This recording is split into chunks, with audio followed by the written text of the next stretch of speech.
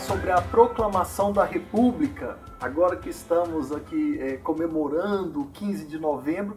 Esse é um assunto muito importante. Quando a gente fala da proclamação da República, a gente tem que lembrar que o regime monárquico estava sendo expulso do Brasil.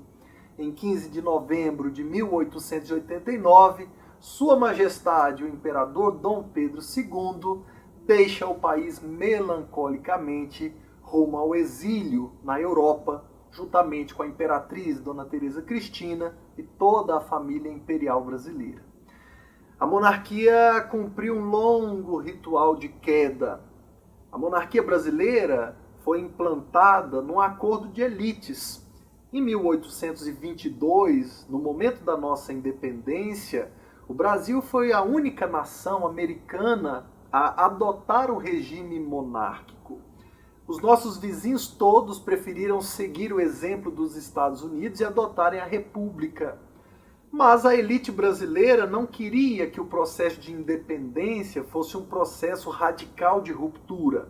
A elite brasileira queria manter duas coisas, dois princípios essenciais. Primeiro, a elite não queria que o território brasileiro fosse dividido. Toda a América Portuguesa, que hoje a gente chama de Brasil, deveria ser um país só. Não deveríamos seguir o exemplo dos nossos vizinhos de língua espanhola, que se dividiram e se tornaram vários países pequenos. A segunda causa da manutenção da monarquia foi a vontade da elite brasileira de manter a escravidão. Todos os países vizinhos do Brasil, ao se tornarem independentes, aboliram a escravidão. A maioria deles rompeu com a escravatura. Mas o Brasil manteria a escravidão e esse era o compromisso da monarquia com a elite brasileira. Então, a elite brasileira escolheu a monarquia basicamente para manter o tamanho do território brasileiro e para manter a escravidão. Durante décadas, a monarquia brasileira se sustentou. São mais de 6 décadas de monarquia. E nesse período monárquico, ela se apoiou em algumas colunas de poder. Ela se estruturou baseada em uma rede de apoio. Primeiro, a monarquia tinha o apoio dos militares, né? O Império Brasileiro sempre puxou a sardinha para a Marinha. Isso porque o Brasil tinha uma costa muito grande e tinha interesses marítimos a serem defendidos, afinal nós éramos um país agroexportador. Então a monarquia brasileira sempre deu muito prestígio à Marinha, que eles chamavam de Armada na época. E o Exército ficou meio que escanteado, especialmente porque havia uma Guarda Nacional, que era uma força de ordem, de controle interno, que de certa forma substituía o Exército. Somente na década de 1860, com a Guerra do Paraguai, o nosso exército começou a ganhar projeção. Ele aumentou de tamanho. A Guerra do Paraguai foi uma guerra terrestre. O Paraguai é um país que não tinha acesso ao mar diretamente, né? Então, com a Guerra do Paraguai, o exército brasileiro ganhou mais projeção, aumentou o número de soldados, de oficiais, e aí o exército passou a ser uma força importante. A monarquia não percebeu isso. O Império Brasileiro continuou meio que distante do exército, não entendendo que ele tinha ganhado uma nova dimensão depois da Guerra do Paraguai. Nascem dentro do exército 2 movimentos essenciais na história brasileira. O movimento abolicionista e o movimento republicano. Todos esses movimentos, que são movimentos essenciais para a queda da monarquia, são movimentos que têm grande repercussão no seio do exército brasileiro. Então, a primeira base era militar e a monarquia vai perder essa base ao longo do tempo por não entender a importância do exército. A segunda base de apoio da monarquia era a igreja. A Constituição Imperial Brasileira de 1824 estabelecia o regime do padroado. Isso quer dizer que no Brasil os padres eram servidores públicos. Eles eram nomeados pela Igreja Católica, mas eram enviados para suas regiões pelo governo imperial, pelo próprio imperador. O Papa nomeia os bispos, mas quem diz onde o bispo vai ficar é o imperador. Olha que interessante. Então, o governo brasileiro tinha muito poder sobre a igreja e a igreja defendia o governo imperial brasileiro. Mas ali na década de 1880, nós vamos ter uma igreja governada pelo Papa Pio IX, que era um papa muito conservador e que criticava o relacionamento entre as autoridades eclesiásticas e a maçonaria. A família imperial brasileira tinha uma ligação muito forte com a maçonaria e ela vai ter que afrontar o Papa para evitar que a igreja brasileira se afastasse da maçonaria, né? Se você for lembrar na nossa história, Dom Pedro I foi grão-mestre da maçonaria, Dom Pedro II tinha uma relação muito próxima com os maçons, né? E na década de 1880, o Papa Pio IX pede à Igreja Católica do mundo inteiro que se afaste dos maçons. Dom Pedro II, no Brasil, deu uma contraordem dizendo que aos bispos brasileiros não seria permitido obedecer às ordens do Papa. Então, a Igreja vai se afastar do trono imperial brasileiro. E a terceira coluna de sustentação, que vai ser rompida, a monarquia vai perder o apoio dessa terceira coluna, é a mais importante de todas: a elite latifundiária brasileira. Essa era a coluna que dava toda a base econômica de sustentação do império. Essa elite apoiava a monarquia pelo compromisso da monarquia com a manutenção da escravidão, mas nós sabemos que em 1888 a herdeira do trono imperial brasileiro, a princesa Isabel de Orleans e Bragança, vai assinar a Lei Áurea e não será perdoada pela elite latifundiária tradicional, especialmente da então província do Rio de Janeiro, né? Ali a região onde hoje é o estado do Rio de Janeiro, não a capital.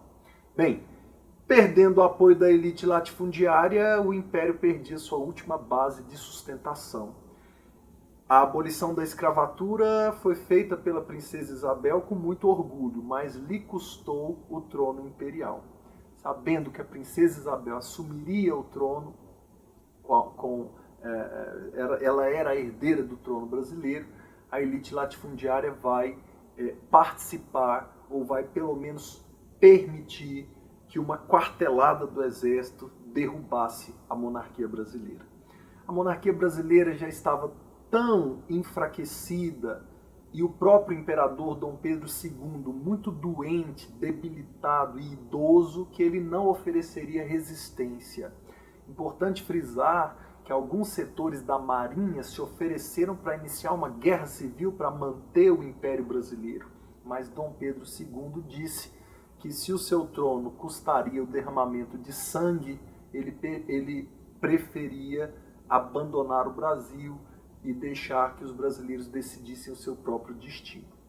Implantou-se a República no Brasil e ela trouxe algumas transformações importantes. Primeiro, a República separou o Estado da religião. Na época da monarquia, só se podia ser católico. Se você fosse evangélico, você só podia fazer o culto na sua casa. Era proibido no Brasil imperial que você erguesse uma igreja evangélica, por exemplo. Com a proclamação da República, o Estado passou a ser laico e por isso todos tiveram liberdade para professar a religião que bem entendessem. Outra mudança trazida pela República foi que as antigas províncias passariam a ser chamadas de estados e teriam mais autonomia, teriam mais liberdades. Adotou-se no Brasil um modelo federalista inspirado nos Estados Unidos. Aliás, os Estados Unidos eram a grande inspiração brasileira e a nossa primeira bandeira era igualzinha à norte-americana. A primeira bandeira da República era igual à norte-americana, porém, ao invés das listrinhas serem vermelhas e brancas, eram verde e amarelas. Claro que essa bandeira não agradou muito e logo foi alterada para a bandeira que a gente conhece hoje. A República vai trazer uma outra mudança interessante para a nossa história. A República vai aumentar a participação política. É claro que inicialmente as mulheres não vão poder participar, nem os analfabetos, nem os militares de baixa patente, mas Foi um grande avanço permitir que homens maiores de idade alfabetizados pudessem participar. É claro que a quantidade de eleitores ainda era muito pequena, porque a quantidade de analfabetos era maior que a quantidade de alfabetizados no Brasil, mas foi um avanço. O Império Brasileiro, especialmente no segundo reinado de Dom Pedro II, garantiu quase meio século de estabilidade política para o Brasil. Com a proclamação da República, nosso modelo ideal era o modelo norte-americano, mas o que realmente aconteceu foi que o Brasil adotou um modelo mais parecido com um dos seus vizinhos de língua espanhola. Então, se há uma característica muito marcante da monarquia no segundo reinado, era a estabilidade política.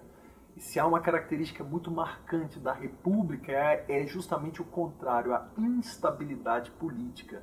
O Brasil passaria a mudar de constituição o tempo inteiro, só na República foram 6 constituições diferentes, né? O Brasil passa a viver momentos de guerra civil, de tormentos, de rebeliões, revoluções.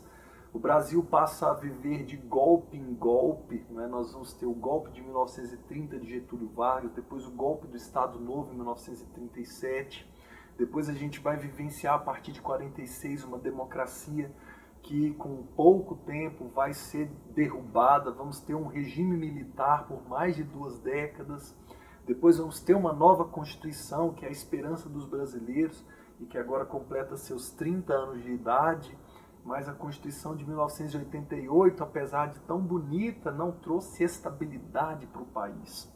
Se nós observarmos dos presidentes eleitos desde a Constituição de 1988, que foram 5 presidentes, contando com o presidente Jair Bolsonaro, dos 5 presidentes eleitos, 2 sofreram impeachment. E muitos especialistas atribuem esse alto índice de derrubada de presidentes por meio do impeachment aos defeitos da nossa Constituição. Se há uma característica marcante na política da República no Brasil, é, sem sombra de dúvida, a instabilidade.